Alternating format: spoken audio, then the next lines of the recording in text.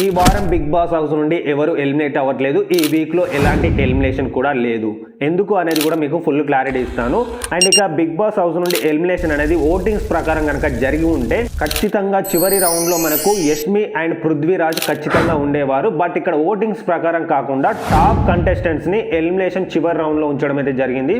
అందులో ముఖ్యంగా మనకు టేస్టీ తేజ, అవినాష్ ని చివరి ఎలిమినేషన్ రౌండ్ లో ఉంచడం అయితే జరిగింది బిగ్ బాస్ టీమ్. అండ్ ఇక ఈ చివరి రౌండ్ అనేది జరుగుతున్నప్పుడు నాగార్జున గారు చివరిసారిగా నబిల్ ని అడగడం అయితే జరిగింది. నీ దగ్గర ఉన్న ఎవిక్షన్ షీల్డ్ అనేది యూజ్ చేసి వాళ్ళని సేవ్ చేస్తావా, లేదా ఎవిక్షన్ షీల్డ్ ని నెక్స్ట్ వీక్ లో నీ కోసం వాడుకుంటావా అనేసి నాగార్జున గారు నబిల్ ని అడగడం అయితే జరిగింది. ఇక్కడ నబిల్ మాత్రం చాలా రౌండ్స్ తర్వాత చివరి రౌండ్ లో తన కోసం సెల్ఫిష్ లాగా ఆలోచించకుండా ఎవిక్షన్ పాస్ ని చివరిగా అవినాష్ మీద వాడేసి ఎలిమినేషన్ నుండి అవినాష్ ని అయితే సేవ్ చేశాడు గైస్. సో ఈ విధంగా ఎట్టకేలకు బిగ్ బాస్ టీమ్ అయితే ఎవిక్షన్ పాస్ ని యూజ్ చేసే విధంగా చేశారు. అండ్ తర్వాత నాగార్జున గారు రివీల్ చేశారు ఈ వీక్ లో ఎలాంటి ఎలిమినేషన్ లేదు అనేసి.